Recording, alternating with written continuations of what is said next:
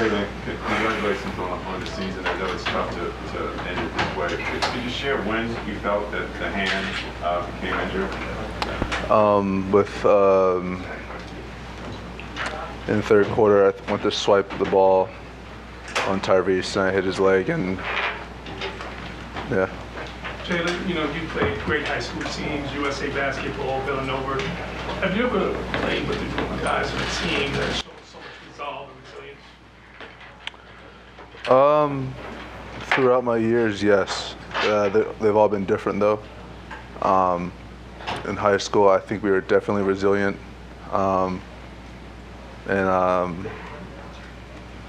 In college, obviously, we were resilient in doing the things that we did. And this team is special in a way that I can't really explain. The way we just fought, the way we just didn't use excuses, we just kept finding ways and to the best of our abilities, and that was just our mindset. And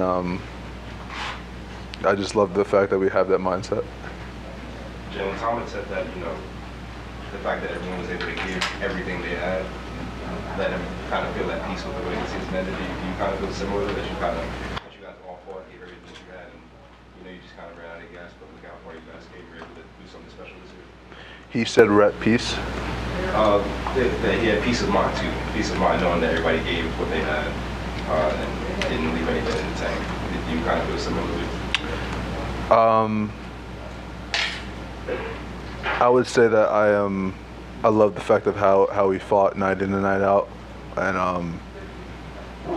I love this group of guys that we have, and just like I said before, our mindset as a group was strong, and some nights when we may have not had what people thought was a team capable of winning, our mindset pushes over that hump, and so definitely proud of what we were able to do this year, and proud of how we fought night in and night out. And obviously the outcome is not what we wanted, but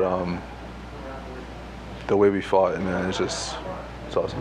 Jalen, is it frustrating that you didn't have all of your healthy parts to be able to battle to get to where you wanted to go? It's part of the game, and like I said, there's this group. No, we didn't make excuses for anything, and so if things happen, we move forward with what we had, and obviously we want everyone healthy. I think that's the most important thing, but I think as a group, we had that mindset, that next man up, and we really took it to heart. Would you look at this season as a success, given that what you guys had to go through and where it ended up? No. Jalen, obviously you guys have been short-handed throughout a lot of this run. When you presumably have everybody back healthy next year, what do you think the ceiling for your group is? We'll talk about it next year. Jalen, can you take pride in what you accomplished as a ball player during these playoffs? Do I take pride in what I have accomplished? Yes. I would say there's pros and cons to how I played. The pros is obviously I played well individually at some points in time during the playoffs, and the cons are that I didn't play well enough to help my team move forward. And so you can say I got hurt in Game 7. I wasn't playing well in Game 7. We had a 2-0 and a 3-2 lead, and so it's hard to look at things individually when you don't help your team. Jalen, the Knicks fans, when you were already in the locker room, chanting your name at the end of the game, your connection with them, the relationship you have with the fan base seems very special. Can you get into what they have meant to you throughout the season? They have been nothing but amazing to myself, to this team, to my family, and it's really cool. And so just so thankful for them and everything. And the nights that we needed energy, they provided for us. And the games on the road when we needed energy, they provided for us. And so they're amazing. And I can't really put into words of what they mean to me, but they deserve much more than what we were able to do this playoff run. They deserve much more than that. Did you realize in the moment that it was broken? No. What was it like after going to the back and getting evaluated? I I presume coming to watch, but knowing you're unable to help it. It sucked. It sucked. Jalen, we always talk about players and teams evolving, but how did Tibbs evolve this season? How did Tibbs evolve? Just as a coach, you've been in the second season. Maybe changes and growth as a coach. I think Tibbs has the same mindset we do as a team. Tibbs is the reason why we have that mindset. Tibbs is the reason why we, night in and night out, we fight to the best of our abilities. And even though things may not be in our favor result-wise, he makes sure that we have that mindset night in and night out. And so I think he's evolved by just not – I mean, he sees everything that everyone says. So, but I think when it comes to us, we don't really care what the people on the outside think of us. We don't care what people say, positive or negative. We go forward with what we believe is the best course of action inside this building, inside the organization. And so I think the way that he has evolved is that his players in that locker room have his back no matter what. Jalen, you're eligible for an extension this summer. They can't offer you. I'll talk about that another time. What did you like the shots you were getting before you got hurt? Yeah, a lot of the shots I make, a lot of shots went in and out. It's part of the game. It sucks that it was happening at the time, but I've had a lot of games where I've started the games terribly and finished the game pretty strong. And so, I can't. We can talk about what I was doing, what was happening, what was going right, going wrong, but just unfortunate. You came out in the third quarter going to the locker room, then you came back, then you went back to the locker room. Were you trying to come back in the game, or are you still assessing what was wrong with your hand? I thought I just jammed it, to be honest with you, and I looked down and knew something was wrong. A couple more guys. Jalen, you talked about all this year how you were kind of like motivated by your turnover in the Miami game, or how you played at the end of the Miami game. Is there something you could? Even though you guys had this incredible year with all these injuries, are you the type of guy that's going to pick up the one or two things you didn't do well, and that's going to motivate you, or not? I go into the summer every year looking back on how I can be better as a player, to be the more complete player I can be. There's obviously going to be a lot of things, X's and O's, physically, and all that stuff I can do to be better. I think the most important thing that I need to do is to continue just to strive for perfection. And knowing that I'm never going to get there, it's just my mindset is I just need to be better every single day. I don't care what I've done as a player. It means nothing. And I got to... Recording devices to the corner of the table, please, so they're not in the camera shots. I lost my train of thought. I need to be better, and I'm going to go into the season, into the summer, training to be better, and come back ready next year. Jalen, last year you guys fifth seed, second round appearance. This year, second seed, second round appearance. Are you happy with the trajectory of the team since you've gotten here? I think we're making positive strides. We just need to make more. Jalen said that you didn't think this was a successful year. Right. Why do you feel that way, and how would you evaluate the year? Did we win the championship? Did we get close? Somewhat. So, no. That's my mindset. That's just how it is. Yeah, and before we get into that, just congratulations to the Pacers, their organization, Rick, his staff, and all their players. They played a great series, so congratulations to them. Coach, obviously you were at a disadvantage, shorthanded, but you were never able to find your defensive footing today. What do you attribute that to? Yeah, we started slow, and they're a good offensive team. We made a run. I thought the end of the second, we played pretty good. We got some activity going. Then we made a run in the third, and then we fell short. We just, I thought guys gave everything they had, and that's all you could ask. And so it was a battle all year. And there was nothing left to give at the end. Do you know when Jalen broke his hand?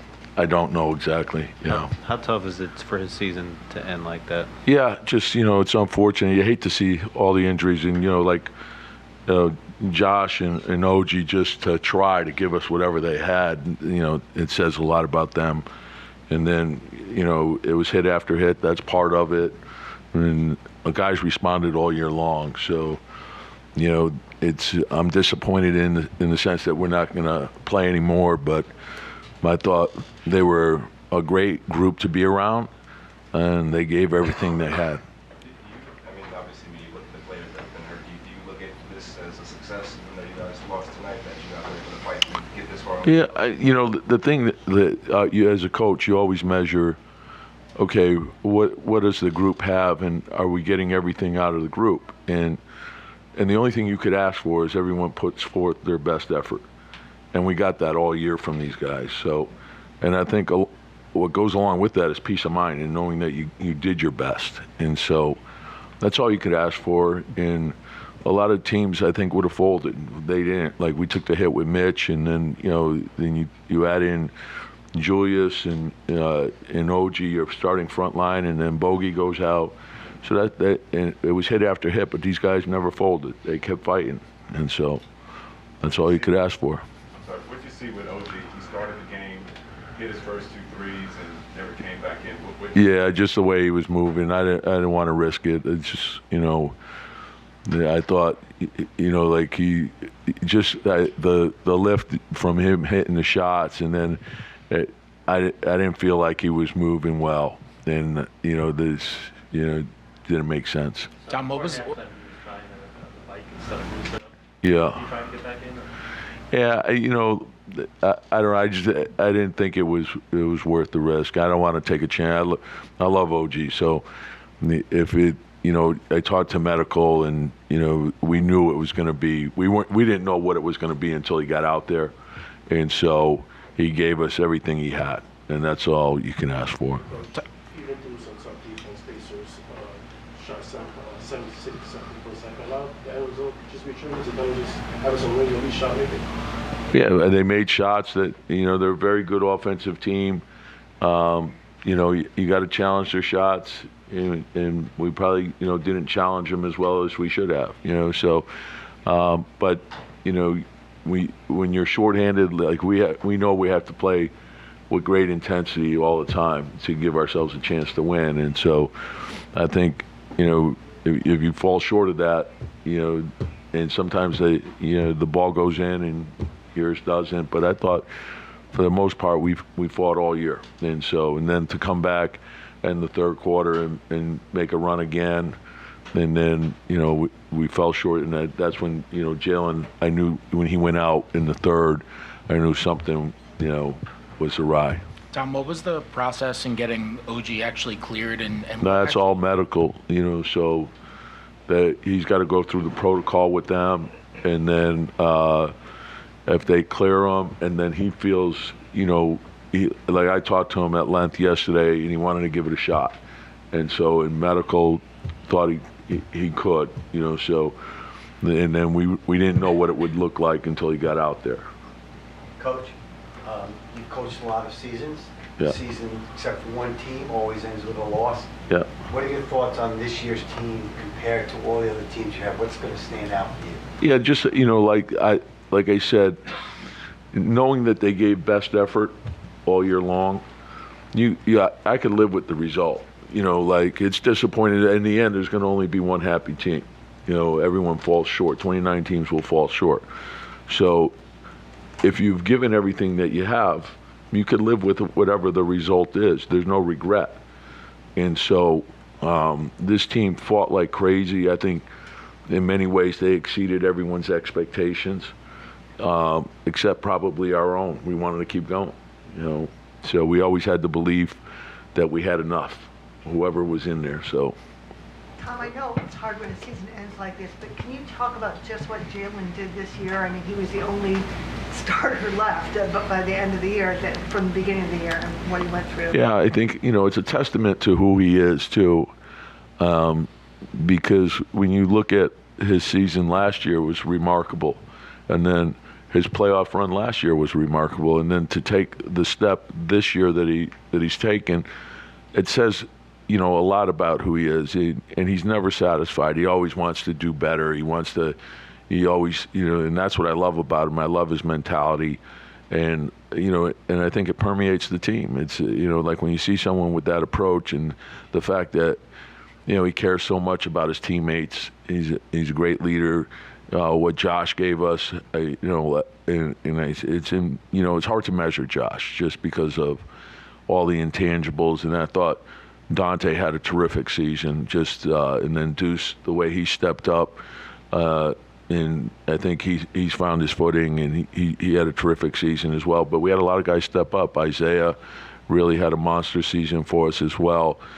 Jericho gave us really good minutes. Precious gave us good minutes. And so you don't want to see the injuries that we had, but that's part of it. But then oftentimes what comes from that is the opportunity for other guys to get in there and get something done. And that's what I was proud of, is there was no excuse making. It was let's just find a way to win. Coach, you talked about cutting the lead to 7 in the third quarter. Then you had 3 straight turnovers. Yeah. What did you see in that activity? You have ball pressure. Yeah, you know, and that's the thing. It's our margin of error is really tight, you know, and so the defense, the rebounding, and the low turnovers, and obviously our defense wasn't there. The rebounding we fell short.